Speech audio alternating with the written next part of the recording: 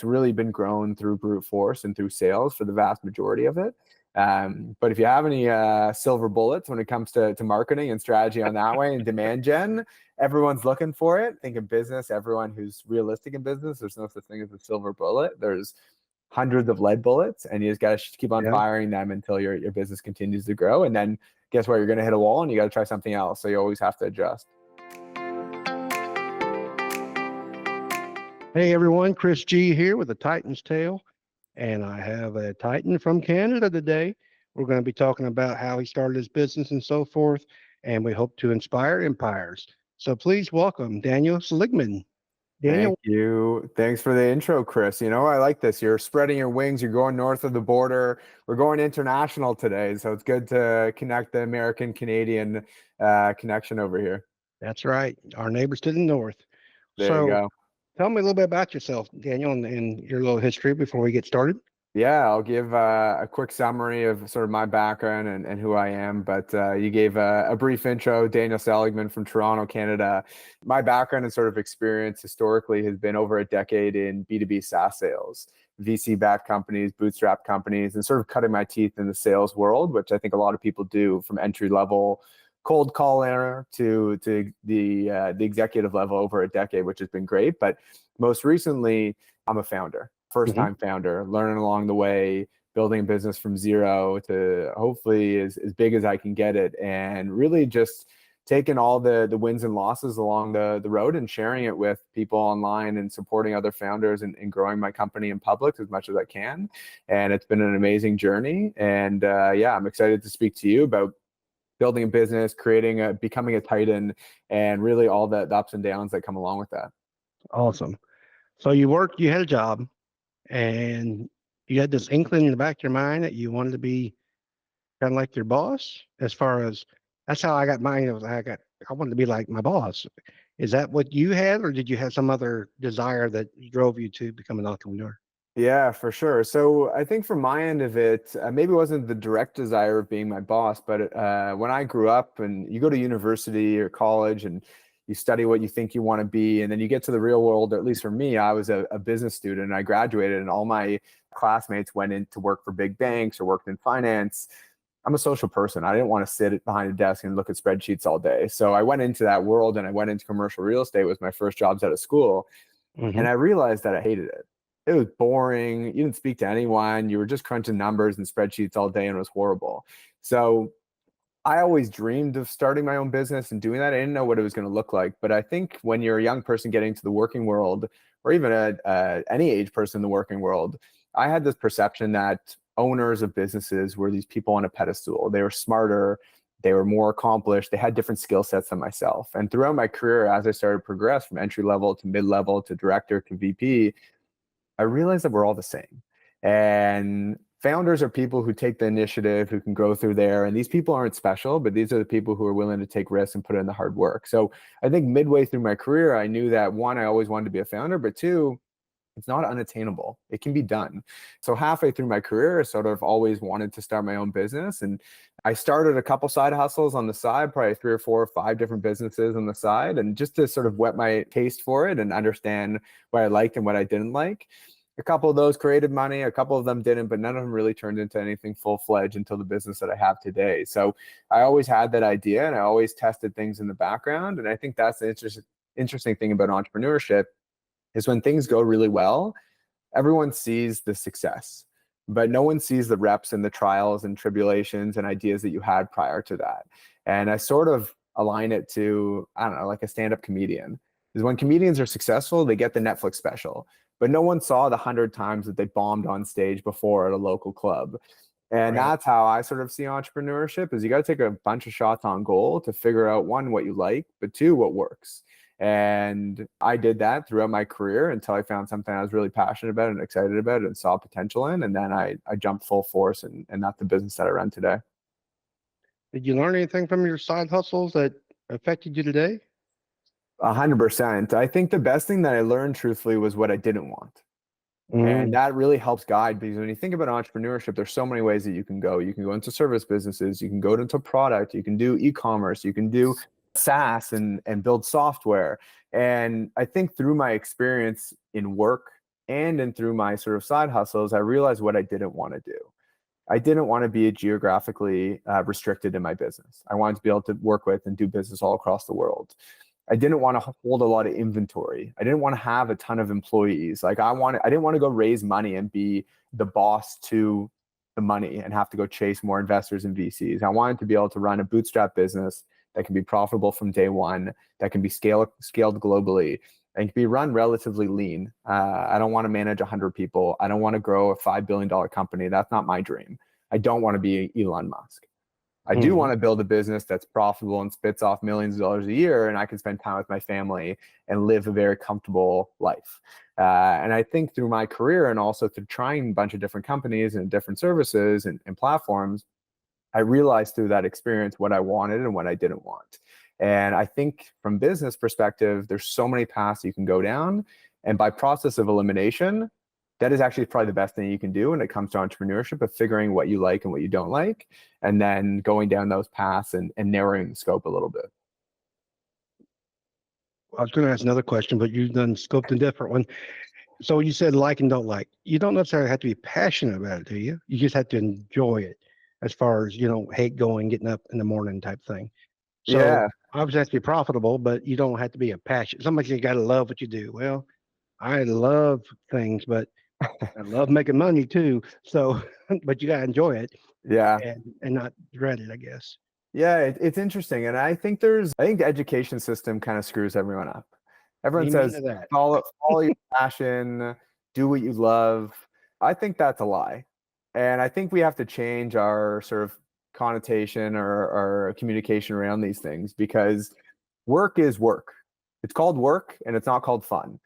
Doesn't mean it can't be fun, but work is a four-letter word, and Yeah. not the is not the you're gonna wake up every day smiling. That's just the reality of it. But with that being said, if everyone followed their passion, we were just talking about this before, we'd all probably just want to be, I want to be a professional hockey player.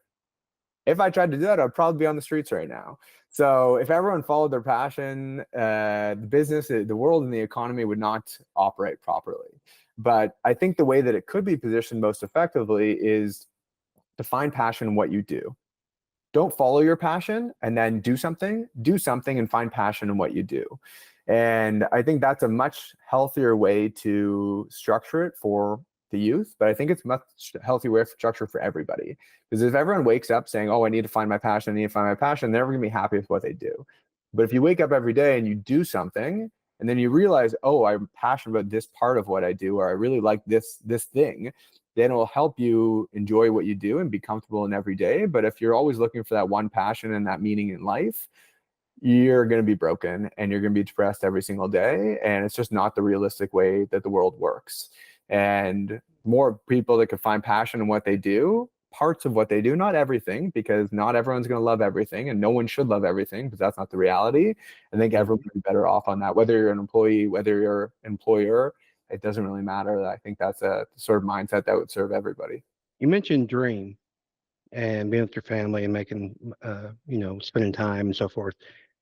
Does your dream ever change, or how often do you look at it? Yeah, it's it's a really good question. I think my dream, I'll speak to myself personally, is my dream changes all the time. Hmm. And I think that's healthy. And if your dream's not changing, then I think something you should probably question. Because when I was 20 years old and in university, my dream was to get straight A's and party. My dream when I first got out of school and got a job was to be successful in my job and find a wife and get promoted.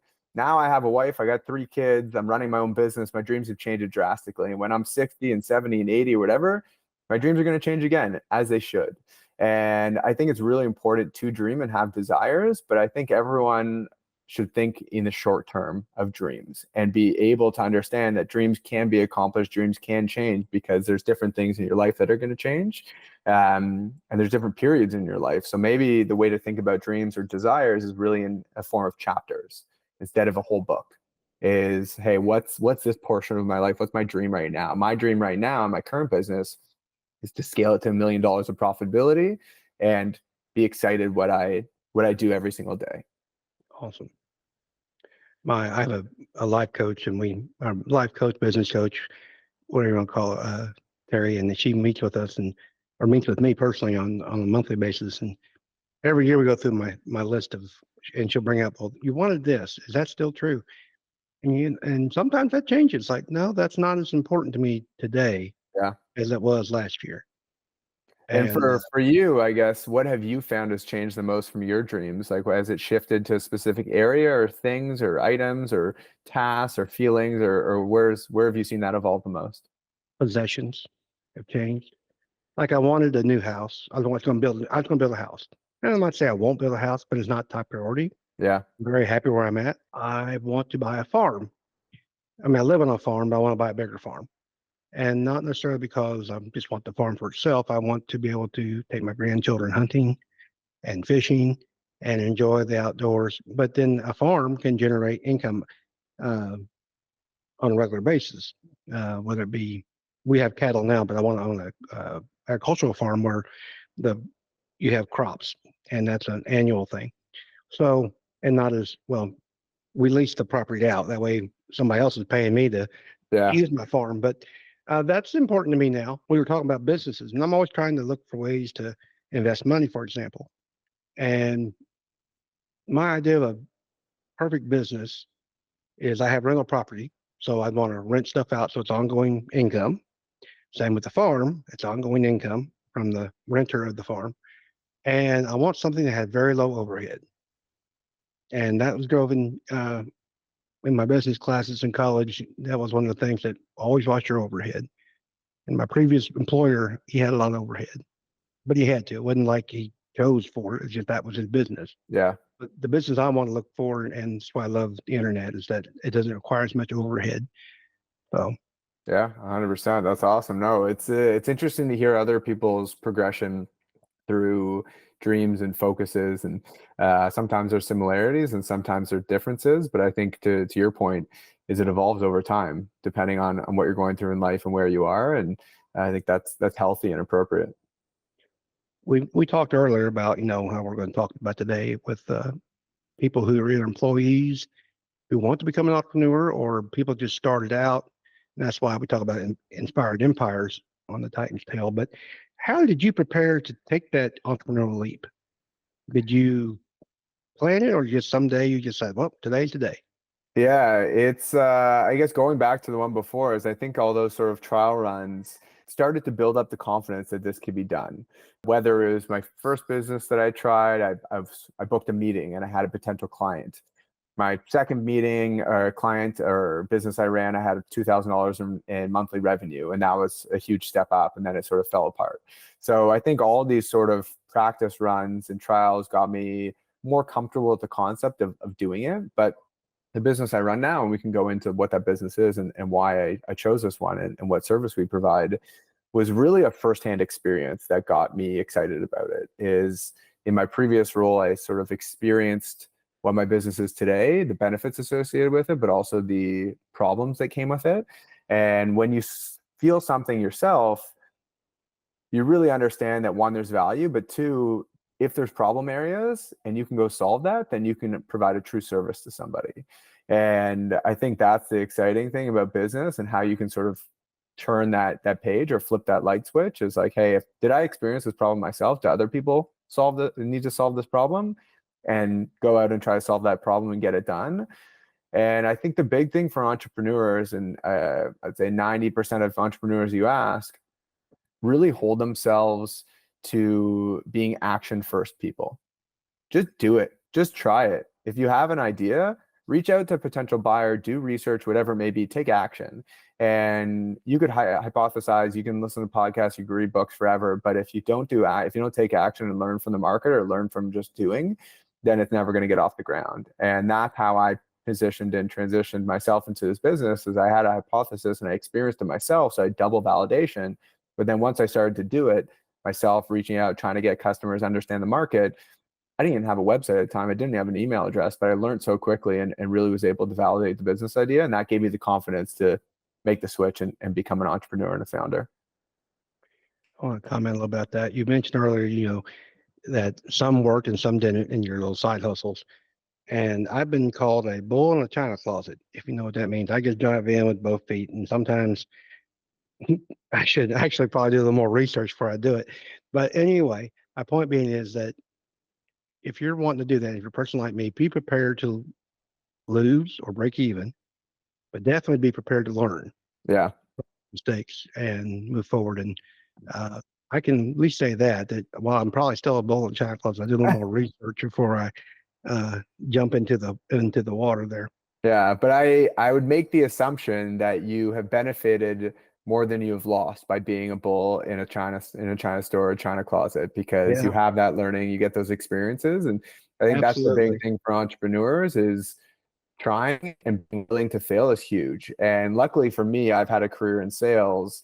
That is probably one of the most valuable skills that I've learned is Mhm. rejection and loss and wins and hustle. And that serves entrepreneurs very well because you are going to lose way more deals than you're going to win. And that is business. But if you can't keep your emotions in check or you get discouraged by one no, then you're never going to be able to find a yes. And sales teaches you that. So I'm grateful for my experience, and something that I think all entrepreneurs understand is that the rejection is part of the game. I was in sales when I first started out, and I agree. And I found that sales is mainly a numbers game almost, where you just gotta, there's some other fine tuning. Don't get me wrong, but and you and I know that. But the more you're out there, the more you're finding the no's, and you've heard this: more no's equals one yes, and so forth. And that is true. And you every time you get a no, you kind of look back and say, well, why did I say no? What did I do differently? What can I Yeah. do next time? That type of thing. The other thing I wanted to say was the things you talk about me being talk about being a bull in China closet. The things that I've gotten better at is uh, finding better mentors and finding the experts in the field that I'm not an expert in. And I For think that's sure. probably the two biggest things I've learned over the years. Let's talk a little bit about, well, actually, before we talk about your current business, I have a statement about you mentioned looking at problems. And we've hired a marketing expert, thank the Lord, because sometimes they just, slap you upside the head and say, hey. And one of her biggest things that she's promoting, and I've been thinking about is identifying problems. And that's why I like looking at through my notes about your business. You identified some problems and you found solutions for those problems. And if you ask somebody to tell me about what problem do you solve, the person will say, I do this or I do that. Well, that's what you do, but what problem do you solve? Yeah. So my next question is, how do you identify problems that started this current business you have? Yeah, for sure. That's a really good, I guess, observation and point. And from salesperson to salesperson, a couple things, and I'll give the story on the business and the problems that we found. But Sure. I think that's one thing in sales and in business that I think is so important and overlooked is business and sales is not about you. It's not a push game. It's not, hey, here's what I have, here's our solution, blah, blah, blah, blah, push, push, push, push. Business and sales is a pull game. And it's, hey, let's learn. Like, tell me about your business. What are you dealing with today? What's keeping you up at night? What are your biggest problems? Hey, your business is a 6 out of 10 on a scale right now. What could get it to a 10 out of 10? And if you can pull and extract that information and those pain points, then you can provide a solution. But in business, if you're only pushing and telling people what's wrong and why you're going to be better, it's going to be met with a lot of friction, and it's not going to resonate with your buyers, and you're not actually going to be solving a problem. So it's really about identifying a problem first. And that is a great transition to our business today and what problems are going to solve, because as I alluded to before, I sat front row in using something similar to my business today, and I saw the problems firsthand. And to give context to the audience, is my background forever was in B2B SaaS and mostly VC backed companies, big investors, fancy offices, nice laptops, nice lunches, all that cushy stuff. And I had a couple good situations of VC backed companies. I had a couple that Yeah. turned into fairy dust, Well, but Daniel, let me, SAS stands for software as a service, software right? as a service, exactly. Okay, cool. Some people might not know that. So go Yeah, ahead. for sure. Good point. And a couple of those companies turned into zeros, and a couple of those companies were great. And most recently, I actually left the VC sort of backed world and I joined a company that was bootstrapped. And bootstrapped essentially means in software and SaaS that you didn't take any outside money, you just grew the business profitably. And I was there for 3 years. And in the tech world, bootstrapping is this unique term that people are prideful of. But when you're in a company that's bootstrapped, you pretty much know that that just means you're poor and you have very little money, and you have to be very strategic with your spend to continue to grow profitably. But Um, there's a big plus at the end if it all works out. So Exactly. There's huge upside, that's for sure. There's a bunch of upsides through it, but I was there for 3 years. I was the VP of sales. And in that company, we used a ton of talent outside of North America to grow the business. And we're a Canadian based business. We had people mostly in Canada, but we also had employees in South America and Brazil. We had people in Spain, in Ukraine, Romania, Pakistan. We had people all over the world. And I saw firsthand the value of using employees offshore. And as you said, in the digital world, especially with COVID now, remote work is extremely common. And from my perspective, globalization of talent is inevitable. People can work from anywhere. People are super, super smart. And it doesn't mean that talent in your business has to be in the US. They can be anywhere. So I saw that firsthand, the value of that, of using really smart people in other countries and paying them competitive wages locally, which happens to be 50, 60, 70% cheaper than North American wages. But with that, I saw a lot of problems associated with doing this. Some of them time consumption and legal issues and payroll issues and stuff like that. But transparently on our end of it, there was really two major issues that we ran into. And that's what I tried to solve with my new business. And the two issues that we ran into when it came to using talent outside of North America, and we spoke about this before, it seems like something that resonated with you as well, is every country we worked with, there was a language barrier, one. mhm. English was not their first language.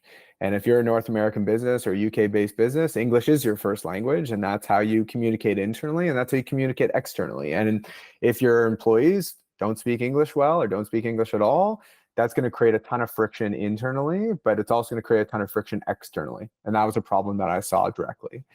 The other side of it is a lot of countries outside of North America are really not that business oriented. And a lot of these people don't have great critical thinking skills or business acumen. And that's just not the culture that they grew up in. It's not the things that they've been exposed to in their lives. And those are really a couple things that I saw that were huge pain points that I wanted to go solve.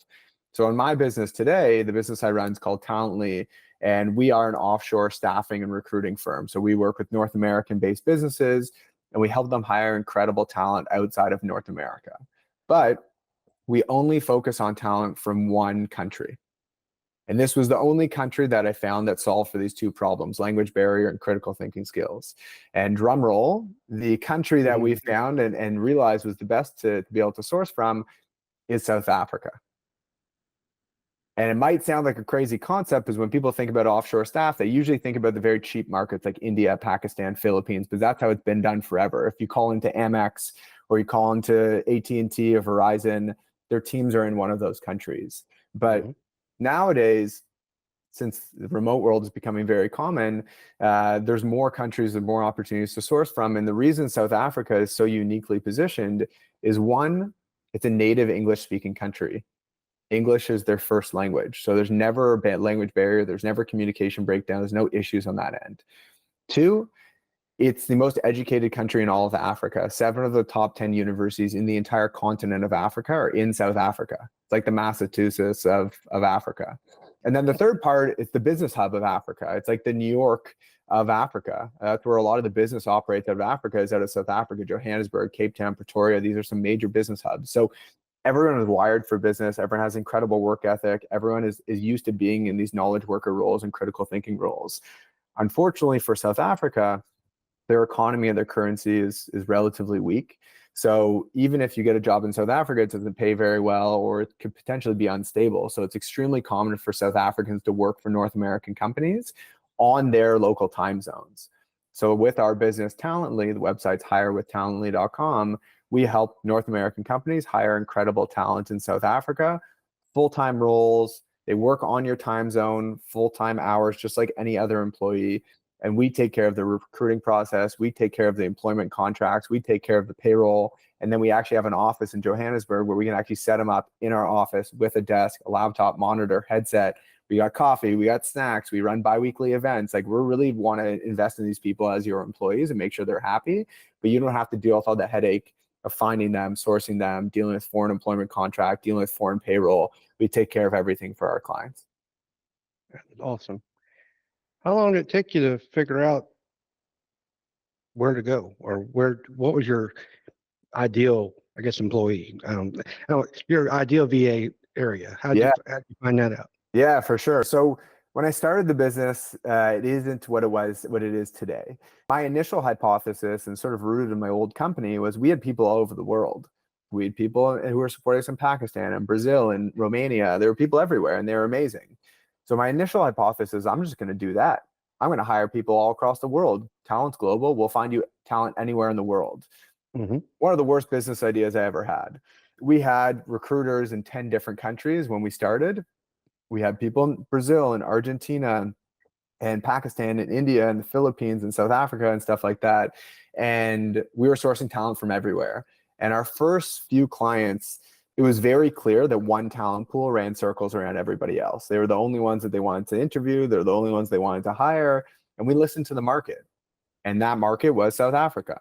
And when we take a step back and we look at it retroactively, it makes so much sense for those reasons before: English speaking, highly educated, and critical thinkers. So we said, hey, we're going to go all in and we're just going to focus on South Africa. And we've never looked back since. So again, to our point about entrepreneurship, is like, hey, we failed in our first iteration. It didn't work. We had a lot of problems, but we listened to the market, we learned from our mistakes, and we pivoted to something that does work. And that's what brings us to today. When you listen to the market, and that's a very important for any business, or it should be, unless you're a utility, which that's a whole other story. I just got off the phone with a utility company earlier because I'm a landlord, and anyway, it's like they don't care. No, they have a care. monopoly, oligopoly, whatever you want to call it. Yeah. They don't. There's nowhere else to go. Was the formal listening, or was it just a communication with your customers? Did you actually do like surveys? Or I don't like surveys myself, but anyway. Yeah. No, it was just business operations, right? Like we didn't do formal surveys. We didn't pay a consultant. It was like, hey, customer, here's a candidate from the Philippines. Here's a candidate from Brazil. Here's a candidate from South Africa. They would come back to us and say, perfect, we'll hire the one from South Africa. Okay, one for one. Let's go to the next one. Boom, South Africa. Boom, South Africa. Boom, South Africa. And if you're not listening, you're not understanding what's going on, you're an idiot. It's kind of intuitive one that you're just like, well, 100%. It's the same thing with any business. It's like, hey, you're a drinks company. You got 10 drinks and one of them is your top seller.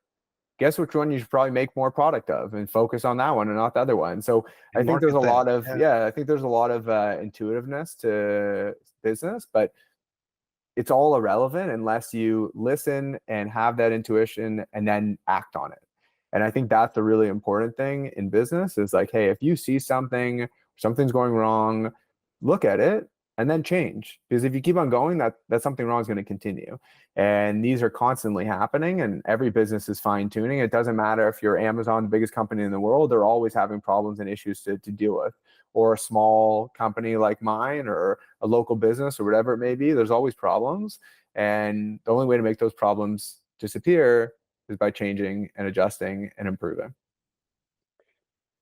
Let's talk about marketing a little bit. How do you market your business?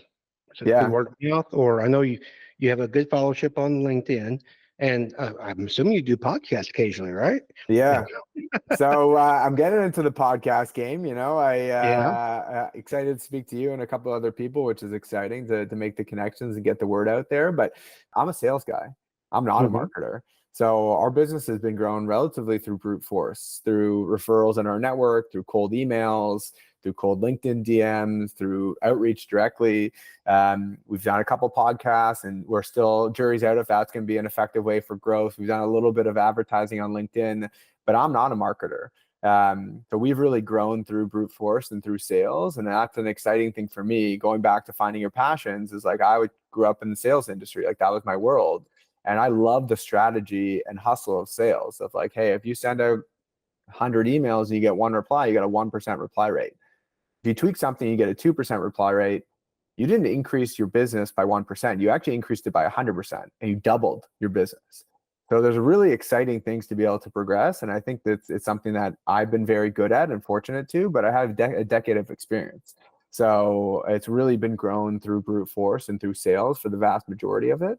But if you have any silver bullets when it comes to marketing and strategy on that way and demand gen, everyone's looking for it. Think of business, everyone who's realistic in business, there's no such thing as a silver bullet. There's hundreds of lead bullets, and you just got to keep on firing them until your business continues to grow. And then guess what? You're going to hit a wall and you got to try something else. So you always have to adjust.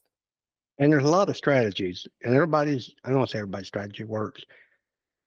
A strategy works for everybody, meaning that, this strategy might not work for you and it might work for somebody else. So if you're out there starting a business and sales might not be your strong suit, test.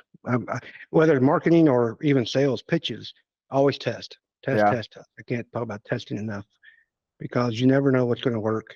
I think it's important, like you just said though earlier, listen to your people, because just because you think it's a good idea doesn't mean everybody else does. Yeah. And if you listen to and you get a multiple when you're testing and you get a good number of people coming back to you, and it's just like the numbers tell you all, whether it be always answer C or if this strategy works and this one doesn't. Yeah, 100%. No, I think you said the key to the whole thing there is numbers don't lie. And that's the thing in business is I think a lot of people overcomplicate, especially in software and SaaS. Everyone talks about these crazy terms. Everyone wants to grow at all costs. And every business, if you break it down to its the most simple state, is you want to produce something that you can sell for more than it costs to produce. And if you can do that effectively, if you can put $1 in and sell it for $2, you got a business. If you put $1 in, you sell it for 90 cents, your business is broken.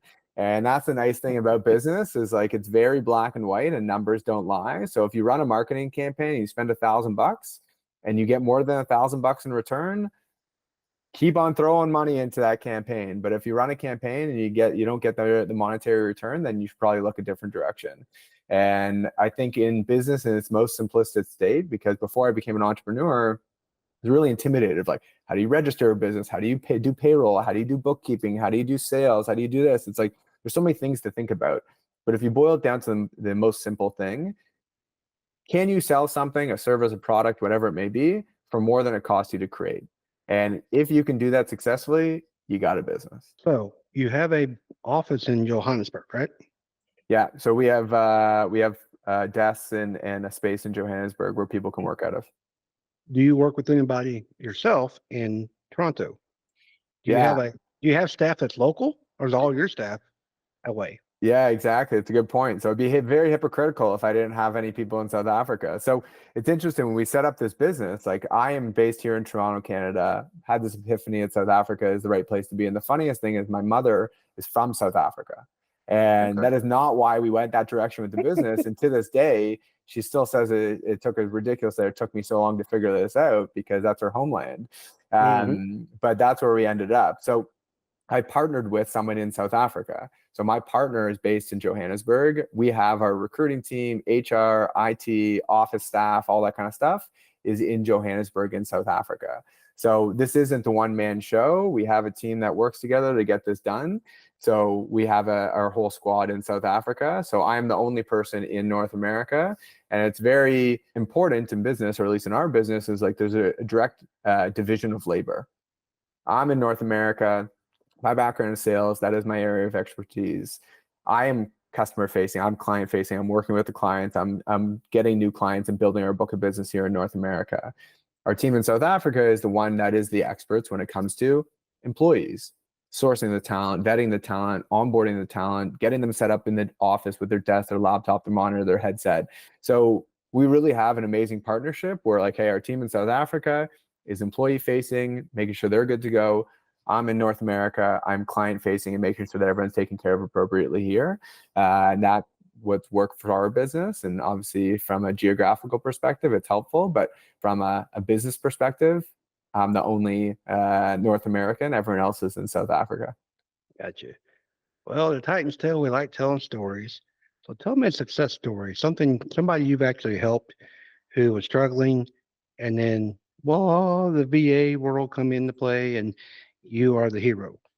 Yeah. So there's a lot that come to mind, but it's interesting from our perspective. So our clients range from anywhere from a 10-person accounting firm to a 500-person tech company.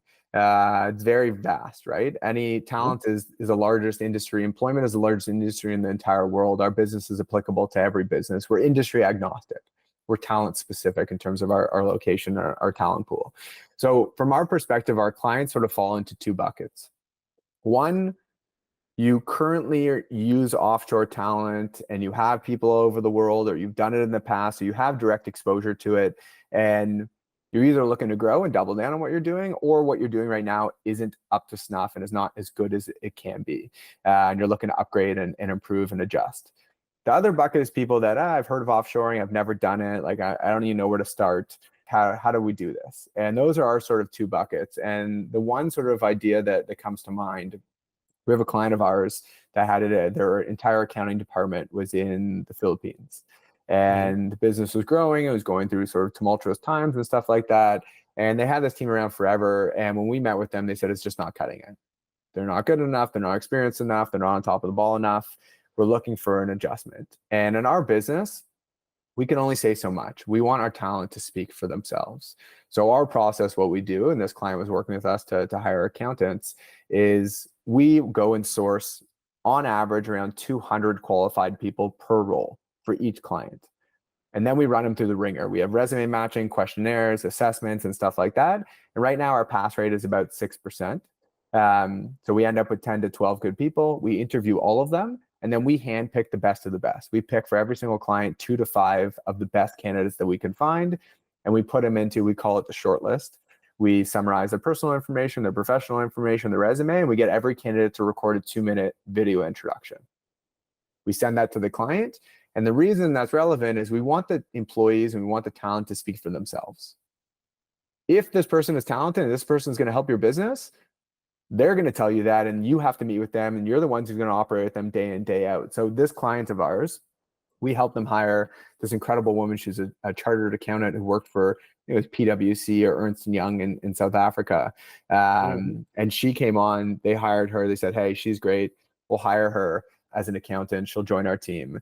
And this client has now become a reference for us. He'll jump on calls and speak to other people. He speaks highly of this woman. She's like moved into different roles and stuff like that. So it really is, in our business, and why I love it so much is it's a win-win-win.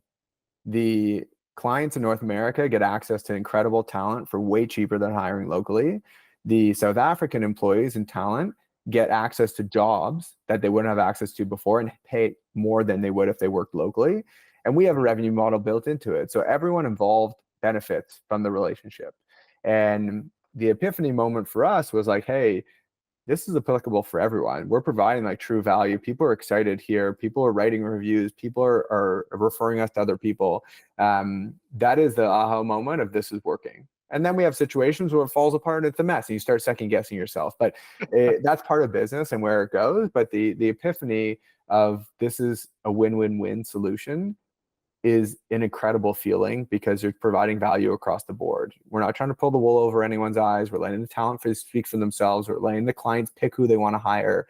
It's really a win across the board for everybody. Something I didn't notice. When did you found or did you start Talently? What Yeah. year? What year? January And 1st, 2024. 24. All right. Do you think, well, I think I know the answer, but I'll ask you anyway. 2020 being a bad year for just everything. Increase your business or it just made it easier to sell your business Yeah. because everybody So had it was no choice. exactly. So in this world, so of offshoring and outsourcing, it's been around for decades and decades and decades. Right. It's mostly been used and sourced for Fortune 1000 companies, for big call centers, telemarketing, support hubs, and stuff like that. And they're the ones who sort of pioneered this, where they had the bankroll, they had the team to go and set up an office in Pakistan and rent out a floor and set everyone up. Um, this industry was growing and gaining a ton of traction prior to COVID. COVID has sped it up 10 times. Yeah. And anyone who doesn't says that's inaccurate is wrong, because COVID has made remote work not common, more common than it was before. It's not unanimous, but it's not, no one is scared of remote work anymore. And No, it's part of our normal business dialogue.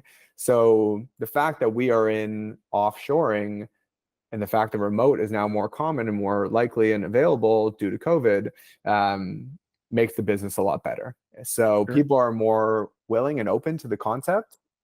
Is it an easy business? No, but it's easier since 2020 for sure. absolutely. Well, some technologies come out from it, from that. What I liked about 20, because I've had outsourcing before 2020. I've had probably since 2015. And what I liked about, well, what I enjoyed watching in 2020 was it forced people who maybe had thought about it or had no options to do it.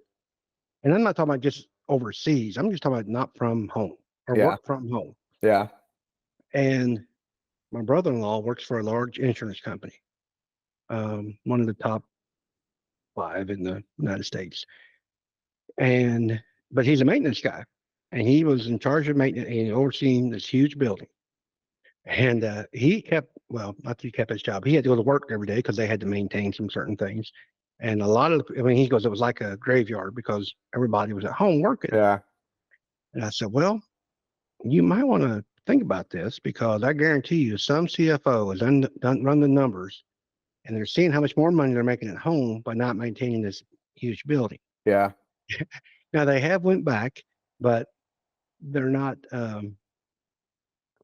those agents, those underwriters, they're staying home because they yeah, like it and they be able to work from home. And that's just here in the States, obviously. Their income didn't, I think those businesses saw the fact of their overhead going down because they don't have to have a big building for somebody to go to. for sure. In your case, we're used to be working remotely now, and you're going to hire good talent that at a percentage of the cost it would cost here in the States. And I think it's a great business model. So, Yeah, well, I appreciate the always good to get a good vote of well, confidence from other entrepreneurs and founders. But yeah, it's obviously, interesting you know because that, but I guess, well, maybe I don't think I love your business model because it's yeah, also got that reoccurring revenue aspect, which I'm always a exactly. big fan of. Yeah, So, it's exciting, and that's the thing with business is like, is this going to be the same forever? No, it will always change, and maybe in office will be 100%, but the world and changed very drastically with mhm, COVID, and people were wrong who said everyone's going to be remote forever for always, and people were wrong that said we're all going to go back to the office. We're in a hybrid state where there's an adjustment period. Some companies go 100% remote, some companies go hybrid, and some companies go 100% in office. That's the world that we operate in. sure. And which way that pendulum's going to swing, only time will know, will tell. But with that being said, that obviously helps an offshoring business and hiring talent offshore. And that helps us, that helps our company and our client. And we'll see where the next 10 years go, because anyone who knows what's going to happen in 2034 is lying. So You got that right. we'll see what ends up happening. But I think you got a good strategy. Real estate, farmland, that's never going anywhere. So those are Yeah, always good spots to be in. I like to think so. So, well, Daniel, thank you for your time today. If somebody wanted to reach out and possibly talk about offshoring their employment, where or their employment needs, that is, what how would they get hold of you? Yeah, for sure. So two things. If you want to connect, I post a ton of content on LinkedIn. And if anyone wants to reach out to me directly from a business perspective, not even if you want to hire someone, feel free to connect with me on LinkedIn. Daniel Seligman, founder of Talently on LinkedIn. So feel free to send a connection request there. If you're interested in learning more about the service and working together, potentially hiring someone, you can email me directly, dan@hirewithtalently.com, or you can check out our website, hirewithtalently.com. When you reach out in a form or an email, just say that you came from the Chris G show. So I know that it was value and have some context there. And we'll make sure to take good care of you when you say that you came from the show. So great to have a chat and a conversation. And hopefully we can help amazing businesses hire amazing people. And yeah, it's great to connect. Well, thank you. Seligman, Seligman, right? You got All it. right. Perfect. Excellent. You guys have a great time. We'll see you next week on another episode of A Titan's Tale.